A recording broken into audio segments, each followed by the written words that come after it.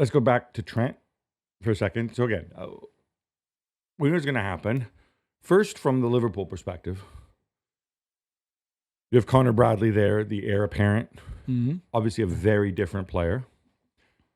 I'm going to shift this back to our keep and dump for Liverpool if you want to check it out. But for me, one of the key questions is with Trent leaving, what is the profile? You have to bring another right back because Joe Gomez can be your alter. Even if you love Bradley, even if you're Bradley's brother or something, Joe Gomez cannot be the only alternative because Joe Gomez is backing up several positions and because his injury record is what it is.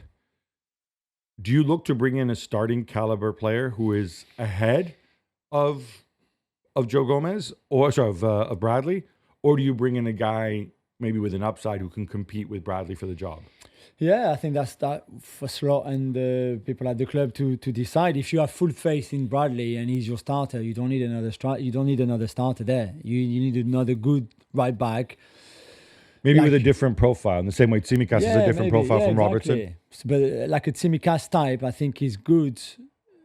And that worked well with the Robertson starting and Tsimikas being your backup. And I think you could do that with Bradley. If you're not sure about Bradley, or if you want another player who could potentially start with a different profile, so you get either like a super attacking right back like Frimpong, who's not really a right back, but like that kind of guy, or Martin Fernandez, who's very good at everything, he seems, or right shoe. I don't know. There's a few, depending on the profile you look, there's a few good options at right back that you can bring. Then yeah, why not? And then you have proper competition between Bradley and the new guy for who's the best or who can play in different games depending on the opposition. That's very possible. But again, we expect a big summer in terms of transfers for Liverpool in ins and outs, but certainly in ins. You can't overspend on the right back either because you need to keep money for other positions that also will need strengthening. I mean, it's always hard to tell with people's books because the accounts are obviously 1 year late and so on. But certainly in our analysis, it looked to us like Liverpool, if they want to spend big, they can really spend big this summer. There's obviously people like Darwin Nunez who we expect to move on. There's a question mark about how you're going to get with them. But the reality is they have this extra Champions League income they didn't have before. They have the new stand, which they didn't have before. Winning the league, obviously winning the league is going to bring more money than finishing third or fourth or wherever they finished the year before. But so all these things come together that they're going to have room to maneuver, and I'm going to be fascinated to see what Richard Hughes and Michael Edwards, how they handle that. Projecting forward to the Real Madrid thing, Trent's new club. Yeah. We don't know who the manager is going to be next year, but there's a lot pointing towards Xabi Alonso. How does Trent fit a Xabi Alonso system? For the reason I bring this up is obviously you mentioned Jeremy Frimpong there. It's a very different approach, the way Jeremy Frimpong plays right back to the way Trent plays right back. Frimpong, for those who haven't seen him, is very much an up and down winger, delivering crosses. He will cut in, usually in the final third, take a shot or whatever. Whereas Trent is obviously known really for his passing. Stepping into midfield or passing sort of from the 3/4 line.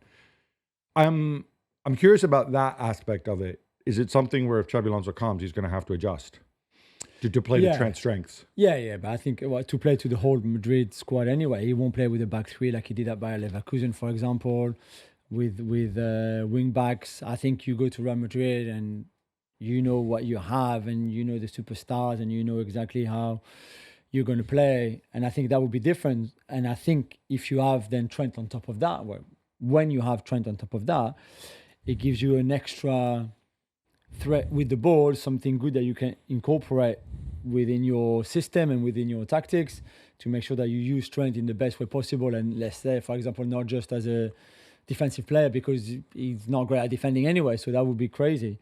So I think if you're Xabi Alonso right now, you think, and he probably knew it already, that Trent was coming, like everybody did. I remember they knew, Liverpool knew. I know he's announced today, but we all knew it for a long time.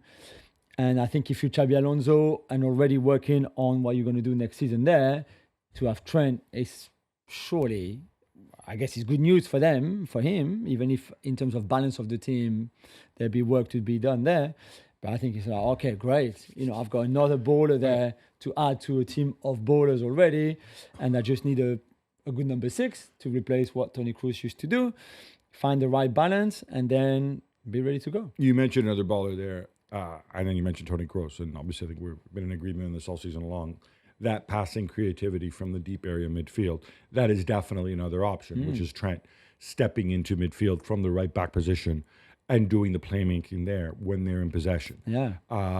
Which again would be new for Xabi Alonso, but I think sometimes we forget that Xabi Alonso's had 3 seasons as a manager, very young. and because he played a certain way, it's not like this guy's a moron and only watches his own games, right? He knows what the different aspects are. He knows what the different systems are, and he can come up with a system that suits his players. I don't think it's going to be easy because the arch issue at Real Madrid is still there, in addition to all the older players and the guys they need to replace, which is the fact that you have 2 superstars who don't work as hard off the ball as Xabi Alonso strikers, as any coach I think would want his superstars to work off the ball. But that is the way forward. And I want to say one last thing about Trent Alexander-Arnold. When he gave that interview a while back, and I think he probably echoed it again about personal growth, challenging himself, people seized upon the want to win the Ballon d'Or thing. People kind of made fun of them. Personally, I see this as somebody moving way outside his comfort zone. That's how he justified the move as well. Yeah, you don't move to Real Madrid just for money. You don't. You can't, right?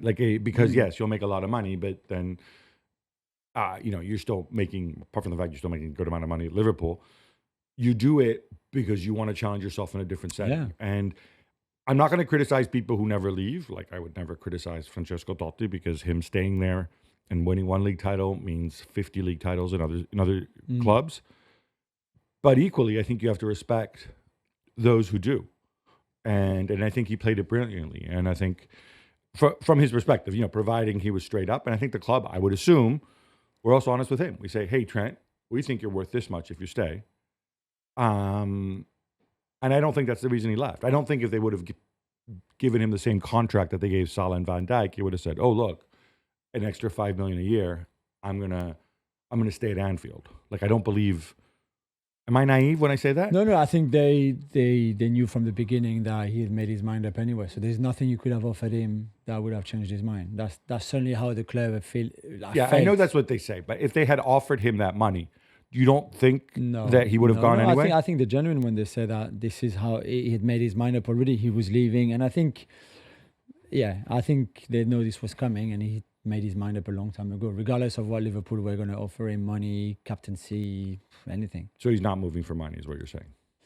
No. I don't know how much money he's going to earn at Real Madrid. Presumably No. it's more than he wanted. He's earning now, anyway. Yeah, probably, but he wanted just a new chapter in his career, something different.